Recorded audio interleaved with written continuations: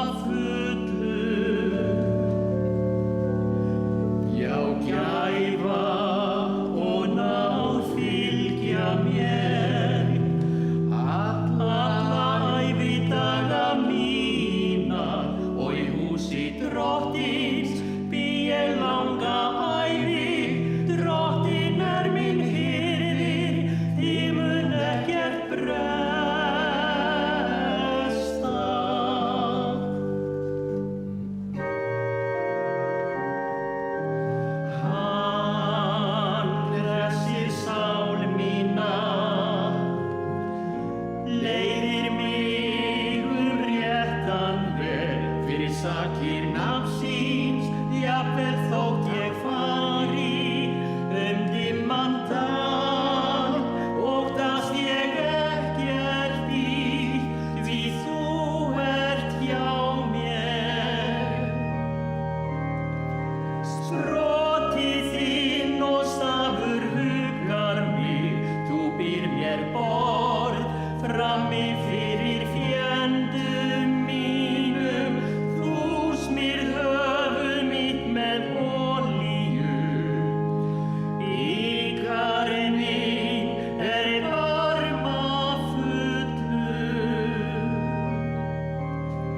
Já, gæfa og náð fylgja mér, alla ævi daga mína, og í húsi Drottins bý ég langa ævi. Drottinn minn hirðir, mig mun ekkert bresta.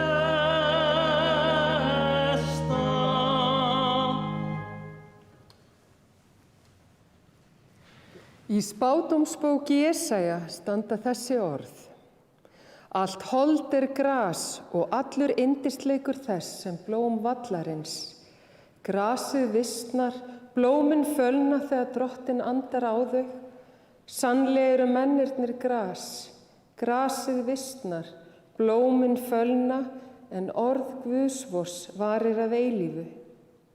Eins og hirðir mun Guð halda hjörð sinni til haga, taka unglömbin í faðm sér og bera þau í fangi sínu, en leiða mæðurnar. Þannig hljóðar lestur dagsins.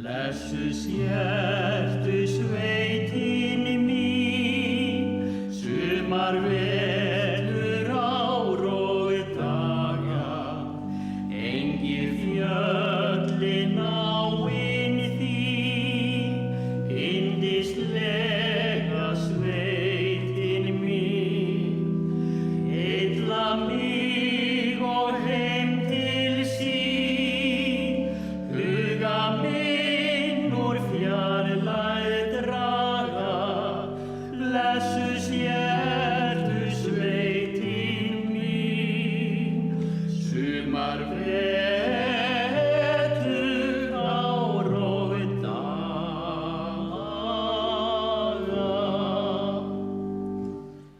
yndislega ættarjörð, ástarkveðju heyrð þú mína, þakkar klögma kveðjugjörð, kveð ég líf þitt móðir jörð, móðir bæði mild og hörð, mig þú takk í arma þína, yndislega ættarjörð, ástarkveðju heyrð þú mína.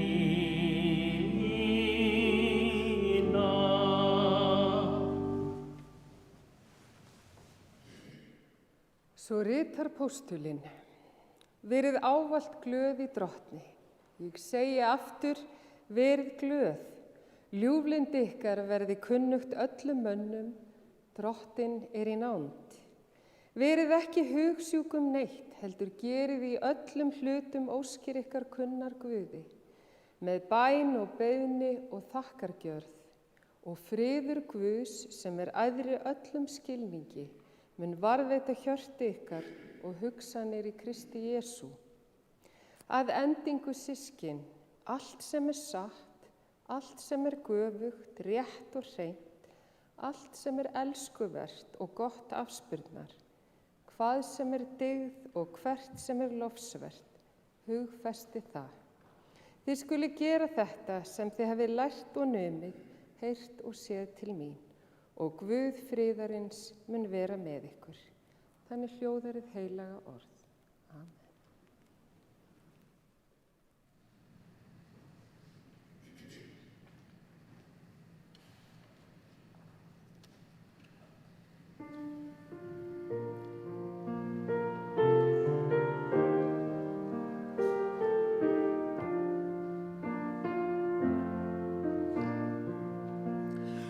Undir háu hamrabelti höfði drúg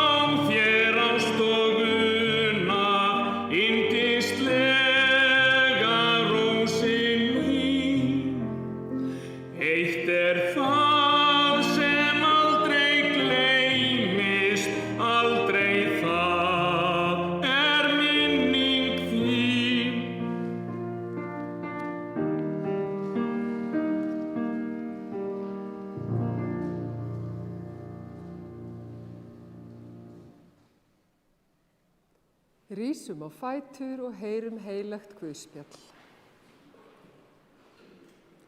Hjarta yðar skelfist ekki, trúið á Guð og trúið á mig.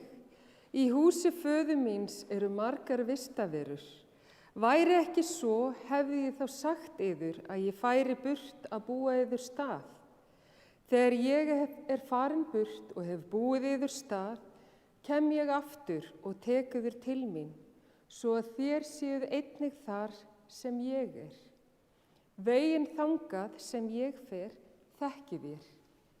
Tómas segir við hann, Herra, við vitum ekki hvert þú ferð, hvernig getum við þekkt veginn? Jesús segir við hann, ég er vegurinn, sannleikurinn og lífið. Enginn kemur til föðurins nema fyrir mig. Þannig hljóðar hið heilaga guðspjall. Amen.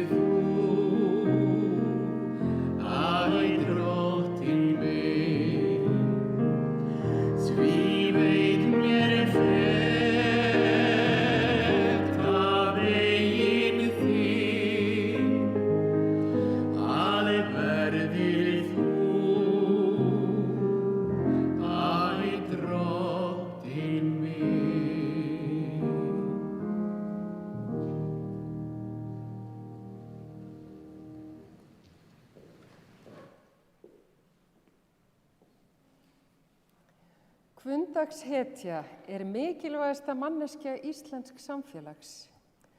Þetta fólk sem lætur sig náungan varða eru góðir nágrannar, yfirstígur þær hindranir sem verða á vegi lífs þeirra og stendur sterkt í báðar fætur. Þetta dásamlega fólk sem hefur enga þörf fyrir viðurkenningu eða eftir því sé tekið.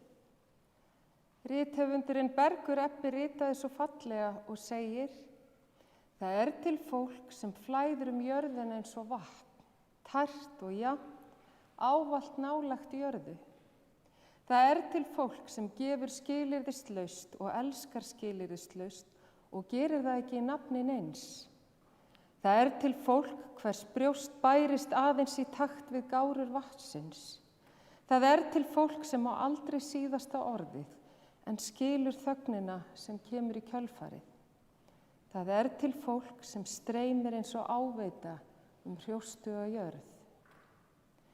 Sú kona sem við kveðjum hér í dag með þakklæti og kærleika í hjörtum okkar var svona kvundagshetja og svona fólk. Hennar eigin þarfir og langanir hurfu bak við ský fyrir skyldum og lífsins nauðsynum án nokkurra gremju, heldur einungis með æðruleysið, þrekið og glaðværðina af vopni. Guðrún Eiríksdóttir var fædd í Mófellsstaðakoti þann 28. nóvember árið 1930 og lést þann 14. janúar síðastliðinn. Guðrún var yngri dóttir hjónanna Eiríks Sigurðssonar og Jónínu Rannveigar Magnúsdóttur sem voru bændur í Mófellsstaðakoti. Eldri systir Guðrúnar var Vigdís Eiríksdóttir sem var fædd 13. nóvember 1928 en hún látin. Guðrún eignaðist 2 börn með Einari Jónssyni frá Litlu Drageyri en þau bjuggu aldrei saman. Árið 1962 eignuðust þau dótturina Fjólu og á hún 3 dætur með eiginmanni sínum Ingimundi Olgeirssyni. Elst dætranna Jónína Rannveig, gift Arnari Björnssyni og eiga þau börnin Björn Inga, Skírnir og Kolbrúnu Fjólu. Næst Halldóra og sambýlismaður hennar Heimir Berg Halldórsson og eiga þau synina Brimar Jökul og Storm Nóa.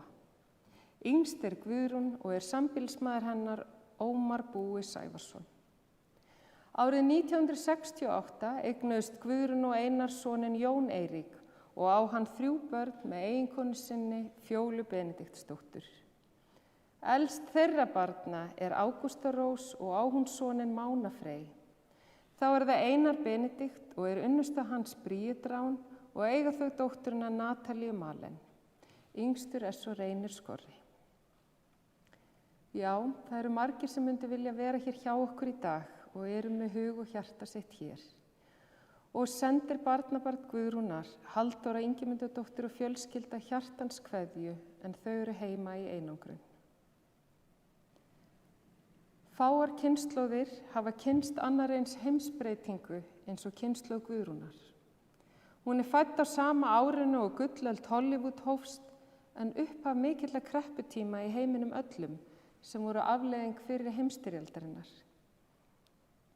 En hún fædd í Skorradalnum sínum, inn í nána fjölskyldu þar sem róseminn ríkti og vinnusemin einkenndi þau öll og hið utanaðkomandi var ekki að hafa mikil áhrif. Þær voru nána systurnar Guðrún og Vigdís enda einungis 2 ár á milli þeirra. Þær gengu í farskólan á næsta bæ þá litlu skólagöngu sem var í boði og líf þeirra einkenndist af lífi barna á þessum árum. Að koma nógu hratt til þroska svo þau geti farið að leggja til við vinnu, bæði inni og úti. Þær systur voru duglegar og létu sitt ekki eftir liggja, en snemma urðu inniverkin frekar Vigdísar en Guðrún unni sig betur í útiverkunum. Guðrún fór þó í heimilishjálp á nokkrum heimilum eftir að grunnskólagöngu lauk og vann í vegagerð þar sem hún teymdi vagnhesta með malarvagn. Hún var strax sem barn listræn og hafði mikinn áhuga á tónlist og langaði að læra á hljóðfæri og mest af öllu á harmoniku. Því miður var það þannig að fyrir þessu var lítill skilningur og fáir skildu nytsemi þess að fara að læra að glamra á harmoniku og ekkert varð úr þessu. En hún fann sér leiðir og skrifaði dægulega texta úr útvarpinu, keypti textabækur og söng hástöfum við verkin heima og ávallt var mikill söngur í kringum hana. Fjóla dóttir hennar minnist þess svo fallega þegar þær mæðgur sungu allt fjósið í gegn við verkin. Og slíkt skila sér alltaf til barna, að syngja og syngja. Veturinn 1949-50 fór Guðrún í húsmæðraskólann á Varmalandi. Þetta var vetur sem hún glemdi aldrei og stóð upp úr í líf hennar. Því þrátt fyrir að líf Guðrúnar hafi einkennst af mikilli vinnu var hún í hjarta sínu félagsvera og þarna kynntist hún dásamlegum vinkonum sem hún hélt ávallt sambandi við í gegnum lífið og fylgdust þar með lífsviðburðum hver annarar og sigrum og sorgum þrátt fyrir að hittast sjaldan. Jón, sonur hennar, vissi fátt leiðilegra heldur en þau fóru á Akranes og mammans var aðeins að kíkja á vinkonurnar sem tók kannski heldur meiri tíma en honum langaði til. En endurfundir þessara skólasystra var eitthvað sem Guðrún hlakkaði alltaf mikið til og beið eftir. Guðrún vann alla vinnu sem til féll á bænum, bæði sem bóndi og sem húsmóðir. Í endurminningum Gunnars Björnssonar minnist hann veru sinna sem drengs í Mófellsstaðakoti, en þangað kom hann í sveit og kynntist þeim Vigdísi og Guðrúnu sem þá voru uppkomnar. Segir hann á Guðrúnu að hún hafi verið fæddur bóndi, þekkti hverja kind og alla ævi svo eljusöm, glaðlynd, fylgin sér og lagin mjög við fjárdrag. Hún ók farmaldráttarvélina og sló túnið, síðan arkaði heimilisfólki út með hrífur, rifjaði flekkin og sneri heyinu. Þegar kom að því að raka saman var Kubbur, aldni þagðarklárinn, spenntur fyrir gömlu rakstravélina og enn var það Guðrún sem stökk upp í settið og tók taumana. Hún kunni líka mikið af sprettilræðum og vísum og var vel að sér í bragfræði. En heimilisfólkið í Mófellsstaðakoti hafði gaman af lausavísum og hafði þar stundum yfir. Hún kunni til dæmis vísurnar alla mánuðina og hafði gaman af því að fara með þær og gerði það fram á síðustu ár við mikla kátínu hlustenda. Guðrúnu sjálfa var svo samin þessi vísa.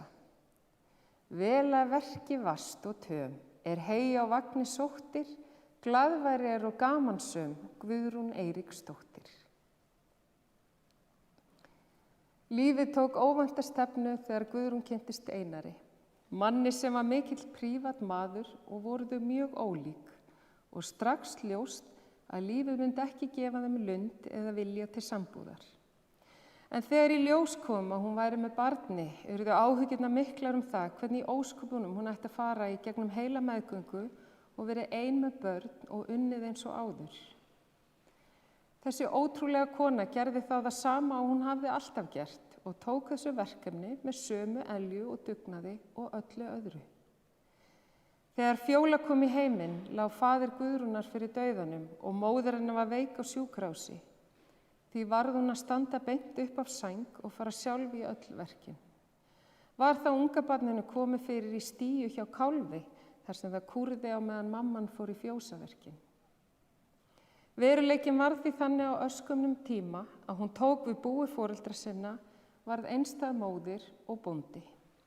Ein með allt saman en móðirina náði aldrei heilli heilsu aftur en náði í nokkur ára aðstoða Guðrúnu og sinna inniverkunum og aðstofana líka við uppeldi og blessuðum börnunum.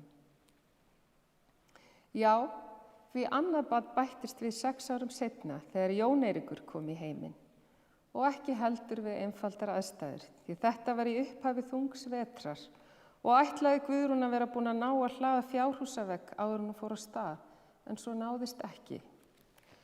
Þannig að þegar Jón var 2 vikna tók hún sig til og fór út og burðaðist með grjót og torf og hlóð vegginn ein. Guðrún var ofboðslega góð mamma og þetta hlutverk gaf henni mikið, í raun allt lífið. Hún vildi alltaf allt fyrir börnin sín gera. Hún var jú á gamla skólanum og var lítið fyrir að flíka tilfinningum sínum, en hún var hlý, en tíminn var alltaf lítill. Hún sagði börnunum sínum sögur og kenndi þeim allt sem hún sjálf kunni og voru krakkarnir 6 ára gamlir þegar þau voru að byrja að vinna með móður sinni, bæði úti og inni. Hún létu bæði hjálpa til og voru þau með í öllu, ákvörðunum jólabaksturinn, gólfteppin og heiskapin. Hún var þeim bæði faðir og móðir og deildi með börnunum sínum skoðunum og já, lífinu öllu. Einar faðir barnanna og Guðrún voru þó alltaf vinir og alltaf hélt einhver sérstakur strengur á milli þeirra. Hann kom í sunnudagsmat og í kaffi og heilsaði börnunum sínum með handabandi og var hjá þeim á jólunum. Mófellsstaðakots fjölskyldan fór ekki oft til Reykjavíkur, helst þó til læknis eða í slíka nauðsynjaferðir og þá voru gjarnan heimsóttar skólasystur eða ættingjar en það var bara þegar var farið á Akranes. Því Reykjavík var jú ekki skemmtilegu staður. Jóni syni hennar þótti þetta stundum erfitt eins og áður kom fram en í þessu var talsverð tilbreyting og frændfólk og skólasystur heimsóttar á Akranesi fengi kaffi og kökur en þær voru því ekki margar fastavenjurnar í Mófellsstaðakoti fyrir utan hefðbundnar sveitavenjur. en ein var þó sú að á sunnudögum var farið að sporta sig. Það þýddi að farið var í bíltúrum sveitina í landrófurnum til að fylgjast með í sveitinni og hvernig gengi. Og voru börnin og unglingarnir fljót að skilja það að þetta var eina leiðin í tilveru Guðrúnar til að fá löglegt frí eða smá andartak án vinnu fyrir sjálfan sig. Oftast fannst öllum þessum bíltúrar mjög skemmtilegir og segja börn hennar í þessum sporttúrum hafa þau lært margt sveitina, hver bjó hvar og hvað bæirnir hétu ásamt ýmsum öðrum fróðleik. Guðrún var líka einstaklega hjálpsöm. Hún sjálf vissi hversu mikilvægt það var að fá hjálp og ef hún var beðin að nágrönnum sínum, tók hún traktorinn og bindivélina og batt hey á öðrum bæjum og nágrannir hjálpuðu á móti. Og því var kannski mjög nauðsynlegt að sporta sig og sjá hvernig öðrum gengi. Hún var mun meiri selskapskona en hún gat nokkuð tímann leyft sér, enda var hún gestrisinn og fannst gaman að fá félagsskap.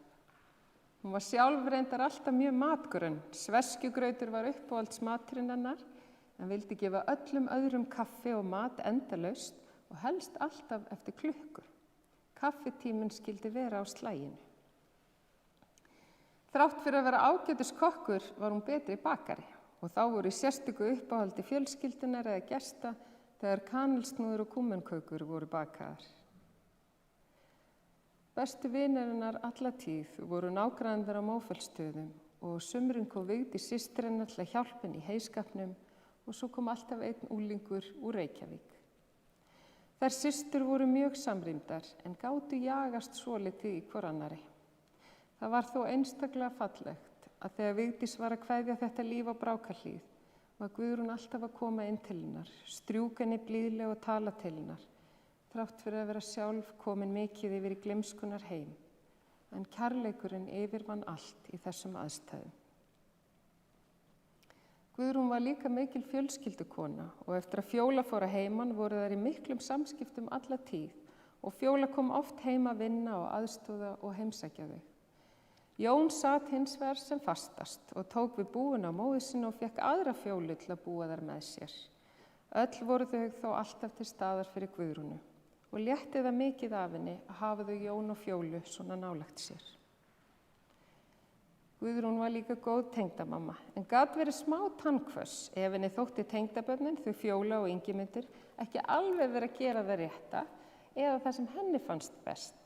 En hún var alla tíð mjög hrein og bein og stóð ekki á skoðinu sínum þó hún léti lítið á sig bera. Og á ný eignaðist Guðrún sérstakt hlutverk í lífinu sem var ömmuhlutverkið. Hún var þó ekki meiri knúsari en við sín eigin börn en það var ekkert betri í heimi barnabarnanna en að fá að kúra í ömmurúmi. Og Guðrún var dásamleg amma sem passaði barnabörnin sín oft, sagði þeim sögur og bestar voru þær ef þær voru magnaðar draugasögur úr sveitinni. Hún gat leikið og spilaði endalaust og var þá í uppáhaldi Marías og Lúdó og spilaði síðast fótbolta við barnabörnin sín á níræðisaldri til að gleðja og skemmta þeim. Og það mátti sko alltaf stelast í nammidunginn hennar ömmu. Það voru heldur engin störf sem Guðrún gekk ekki í. 60 fór hún og vann í sláturhúsi og þá sáu börnin hennar vel hvað hún naut þess að hitta fólk og var þakklát fyrir félagsskapinn. Öðru fólki leið líka vel í návist hennar. Hún var alltaf létt, átti það til að vera hnittin og svo einkenndi glaðværðin hana.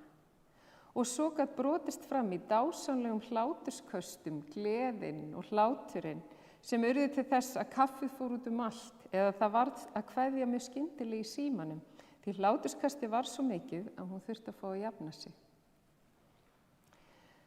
Þegar leið á lífið breyttist Guðrún þrátt fyrir að halda alltaf sínu striki. Þetta gerðist þegar hún upplifði að starfsorkan og þrekið var að dvína og hún gæti ekki lengur tekið þátt í öllu sem hún vildi.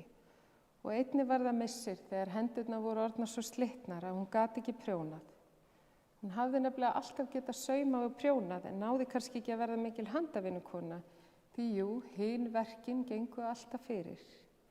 En hún hafði á seinni árum leyft aðeins að gefa sér smá tíma og njóta þess að fá að mála og striga og gera mósaík, fá að föndra og leyfa listrænu hliðina að koma út. En Auðvitað yrði okkar kona sér ekki við sjónvarpsgláp, svo útvarpið var ágætt til afþreyingar. Hún átti sér fallegan draum að rækta tré og var byrjuð að rækta jarðarber og blóm á seinni árum. Og það eru til einstaklega fallega sögur af henni, þrjóskast áfram, eins og þegar Fjóla og Ingimundur voru að reisa sér lítið hús og Guðrún handmokaði möl með handskóflu með þeim, 85 ára gömul. Alltaf skyldi hún standa sína plikt. Mánaðamótin ágúst-september árið 2018 fór Guðrún á hjúkrunarheimilið Brákarhlíð og vill fjölskyldan skila þangað kærum þökkum fyrir góða umönnun hennar þar. Guðrún hafði mestar áhyggjur af því að fá aldrei að fara heim aftur, en fjölskyldan hennar passaði alltaf vel upp á að það gerist aldrei og fór hún núna síðast heim á aðfangadagskvöld. En viku fyrir andlát sitt sá hún enn sjálfan sig, klæddi sig og bjó rúmið sitt á hverjum degi. Guðrún hafði gaman af því að ferðast og hafði séð mest af landinu sínu og sýndi fjölskyldu sinni myndir og sagði ferðasögur. En hún hafði aldrei farið til útlanda. Hún sagðist ætla að fara þangað þegar hún væri dáin. Og í dag óskum við þess að elskandi Guð gefi henni allar þær ferðir sem hana dreymdi í sumarlandinu og fallegast væri ef hún fengi fullt af selskap og harmonikku. Við hin sitjum eftir með hjartað fullt af þakklæti fyrir líf Guðrúnar og fáum leið að íhuga hvað það sem skiptir okkur máli í lífinu, hvað það sem við getum lært af lífum hvers annars og hvað það sem við sjálf viljum breyta. Því svona fallega lífsins fyrirmyndir eins og Guðrún, þar minn okkur óneitanlega á okkar eigið æðruleysi og hvernig við sjálf tökumst á við verkefnin sem við stöndum frammi fyrir og höfum endilega ekki valið. En af öllu hér í dag eigið þið minningar mannesku sem vildi öllum gott og bar umhyggju, styrk og kærleika áfram hvar sem hún kom. Því skulum við muna að dásama það ljúfa og hversdagslega í lífinu. Og þar sem við sitjum uppi með okkar eigið líf, þá verkefnið að bera kærleikan áfram og vona. Að halda áfram að gera okkar besta og eiga samkennd og skilning. Guð blessi líf og minningu Guðrúnar Eiríksdóttur. Amen.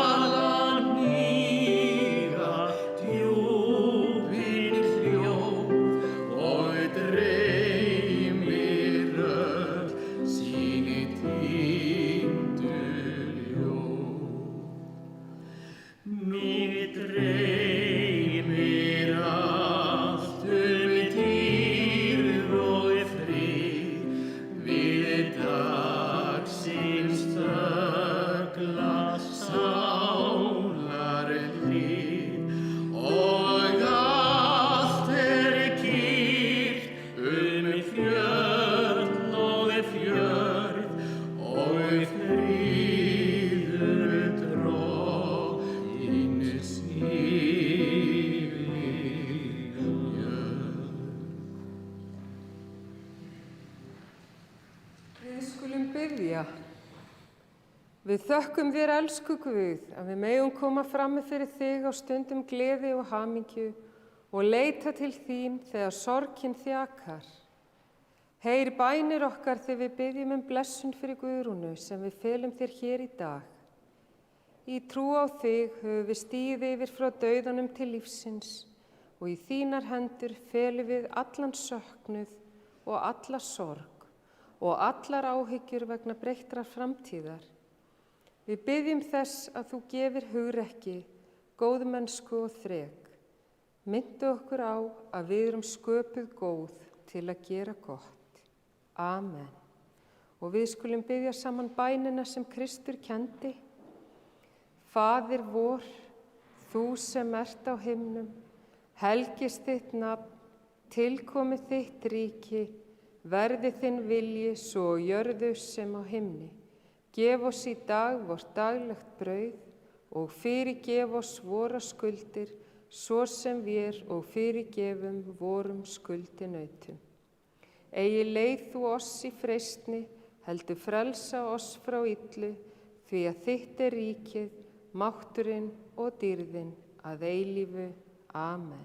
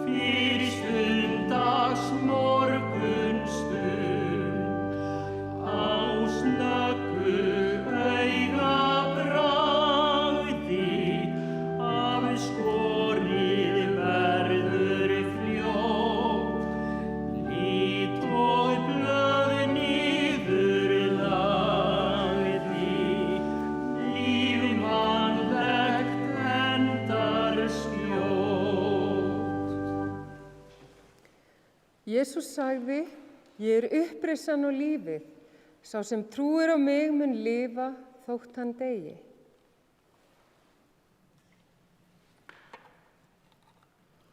Af jörðu ert þú kominn. Af jörðu skaltu aftur verða. Af jörðu skalt þú upprísa. Gef þakklæti fyrir líf Guðrúnar, æðruleysi gagnvart dauða hennar og fögnuð yfir upprisu hennar. Í Jesú nafni. Amen.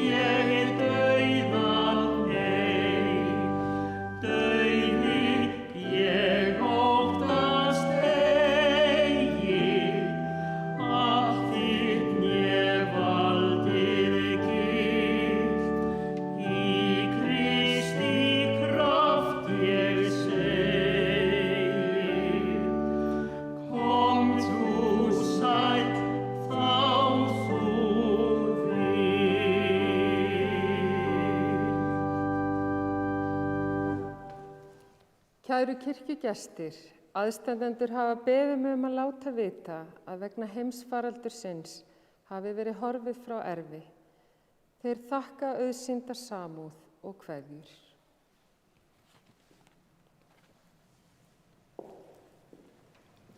Meðtakið blessun. Drottinn blessi þig og varðveiti þig.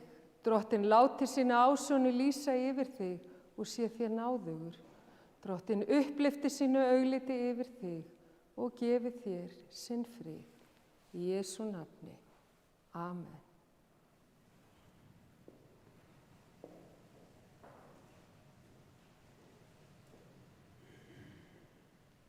Amen.